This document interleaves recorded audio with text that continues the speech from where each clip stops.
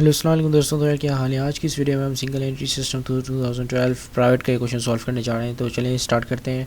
Mister Akram maintenance book on single entry system. Mister Akram जो एक sole proprietor है, उन्होंने अपनी सिंगल एंट्री सिस्टम पे उन्होंने अपनी अकाउंटिंग बुक को मेंटेन करके रखा हुआ है। ठीक है, the following information was available from इस बुक। और ये कुछ इन्फॉर्मेशन उनकी बुक से निकाली गई है। उनके पास कैश इन हैंड हमें नहीं पता, क्वेश्चन मार्क लगा हुआ है, तो हमें पहले ये फाइंड आउट करना है। और उसके अलावा हमारे पास कैपिटल एट दी एंड की वैल्यू नहीं है, तो पहले फिर हमें ये भी फाइंड आउट करनी है। ठीक है, अब इसे सिंपल तरीका फाइंड आउट करने का ये है कि आपको पता है कि लायबिलिटीज़ यहाँ पे माइनस में है और जो एसेट है वो यहाँ पे प्लस में है। ठीक है, तो फिर लायबिलिटीज़ और एसेट को माइनस प्लस कर दो और फिर उन्हें जो है कैपिटल एट दी स्टार्ट में एडअप कर लो, तो सॉरी लेस कर लो। ठीक है, तो फिर हमें पता चल जाएगा कि कैश इन हैंड कितना था। ठीक है, जैसे लायबिलिटीज़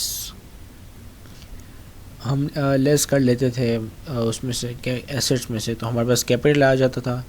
तो इसी तरह ही हम कैपिटल, चूँकि एक हम लायबिलिटीज़ एंड कैपिटल की साइड पे कैपिटल भी लिखते हैं, तो हम ये कर सकते हैं कि जितनी भी लायबिलिटीज़ और कैपिटल है उनको उनमें से एसेट को लेस कर लें, तो हमारे पास कैश इन हैंड आ जाएगा। ठीक है, कुछ इस तरह। तो यहाँ पे पहले देखने से पहले यहाँ पे हम अपनी लायबिलिटीज़ काउंट कर लेते हैं। ये एसेट है, कैश इन हैंड एसेट है, अकाउंट रिसीवेबल एसेट है, और मर्चेंडाइज इन्वेंट्री भी एसेट है, ऑफिस इक्विपमेंट एसेट है, अकाउंट पेएबल लायबिलिटी है, बैंक लोन लायबिलिटी है, और अकरम की कैपिटल भी लायबिलिटी में ही शुमार होगा। तो यानी कि यहाँ से लेके जो इतनी रकम है ये आप एडअप करोगे। ठीक है, ताकि आपका फिर बाकी जितनी भी हैं वो हमारे पास एसेट हैं। ठीक है, ताकि हमें कैश इन हैंड पता चल जाए। ठीक है, कुछ इस तरह।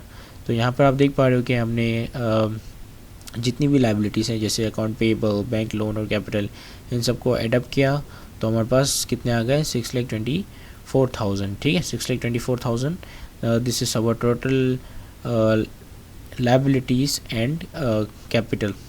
ठीक है, फिर हमने इनमें से जितने भी हमारे पास एसेट थे वो हमने सब एडअप करके उसमें से लेस कर लिए। तो जब हमने तमाम एसेट को प्लस किया तो हमारे पास आ गया 6,15,000। तो इसमें से जब हमने माइनस किया 6,24,000 में से 6,15,000 को हमने लेस किया, तो हमारे पास कितना आ गया, 9,000। That is our cash on hand. ठीक है, अब अगर अभी भी आपको समझ में नहीं आ गया तो मैं आपको ब्रीफली बता देता हूँ, लेकिन गौर से सुनना। ठीक है, कि हमारे पास क्वेश्चन में क्या था, क्वेश्चन में था कि भाई हमें क्या निकालना है, कैश इन हैंड निकालना है, एंड एवरीथिंग इज़ गिवन।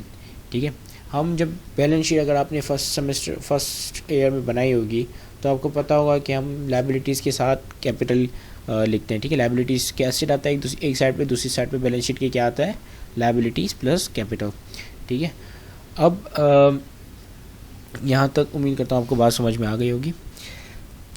अब हम अगर लायबिलिटीज़ और कैपिटल को, क्योंकि दोनों साइड तो बैलेंस्ड होती है ना, आपको इतना पता है कि दोनों साइड बैलेंस्ड होती है, तो अगर हम लायबिलिटीज़ और कैपिटल को एडअप कर लेते हैं और उसमें से एसेट माइनस कर लेते हैं, तो क्या हमें पता नहीं चलेगी कि एक जो एसेट की प्राइस मिसिंग है वो क्या है। ठीक है, कोई जाहिर सी बात है, वो दोनों चीज़ें बैलेंस्ड होती हैं। तो हमने यहाँ पर अगर आप गौर से देखें तो यही क्या है, हमने तमाम लायबिलिटीज़ और कैपिटल को एडअप कर लिया है। तो हमें और फिर हमें उनमें से जितने भी एसेट हैं, जैसे ये सारे तमाम एसेट जो भी हैं, उन सब को एडअप करके एक मिसिंग एसेट को ढूंढा है जो कि कैश इन हैंड था और जो कि मिसिंग था। ठीक है, तो अब हम कैपिटल एंड में भी इसी तरह ही से ही करेंगे, कैपिटल एट द एंड निकालने के लिए।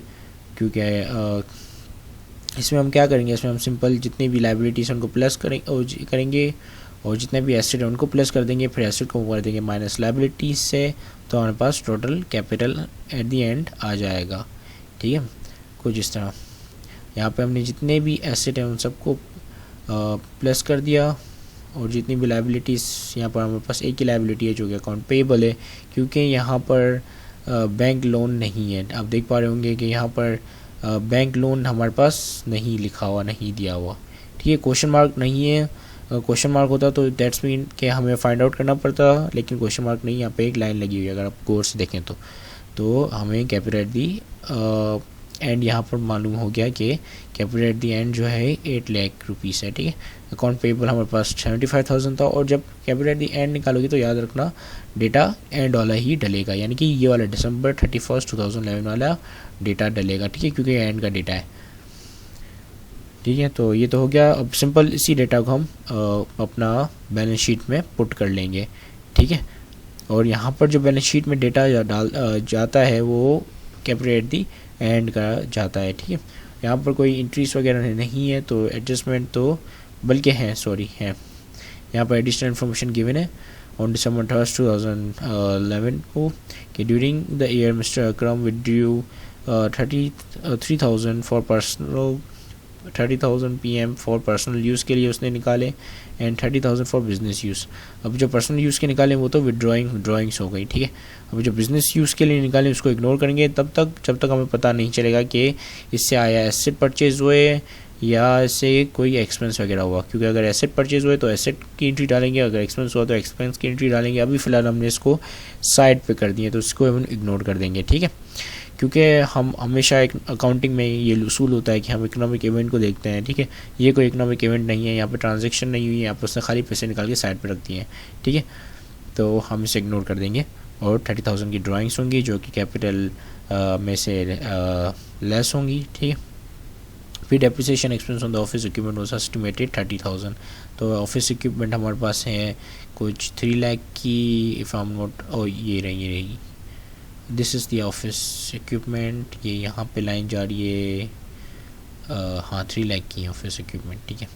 3 लाख की ऑफिस इक्विपमेंट है, 30,000 माइनस कर देंगे 3 लाख में से, ठीक है। कुछ इस तरह यहाँ पर ऑफिस इक्विपमेंट आप देख पा रहे होंगे कि ऑफिस इक्विपमेंट 30,000 माइनस कर दिया, तो हमारे पास बच के टोटल फिक्स्ड एसेट 2,70,000 का, ठीक है। और हमारे यहाँ पर कैश हैंड और cash at bank account receivable, ये सारा ये डेटा यहाँ ही कहीं आएगा, ठीक है। जैसा कि आप देख रहे हो ये सारा यही डेटा है, यही डेटा यहाँ पे एज इट इज़ आ गया, और ये टोटल करंट एसेट बन गया 5,75,000। इसको जब एडअप कर दिया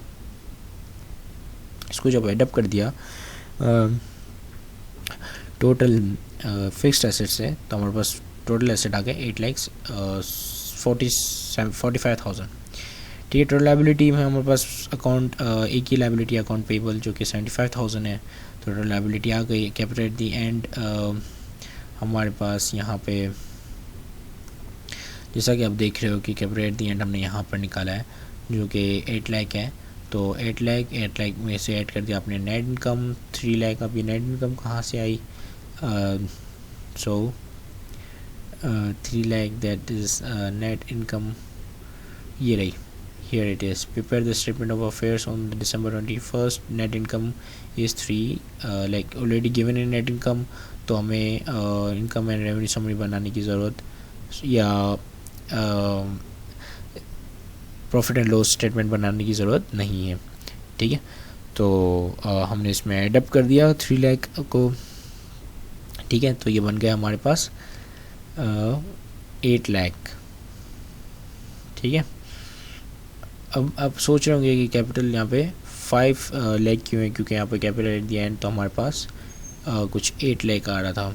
सो हम हमेशा सिंगल एंट्री में जो भी डेटा होता है वो एंडिंग का लेते हैं सिवाय कैपिटल के। कैपिटल हम बिगिनिंग का लेते हैं, ठीक है।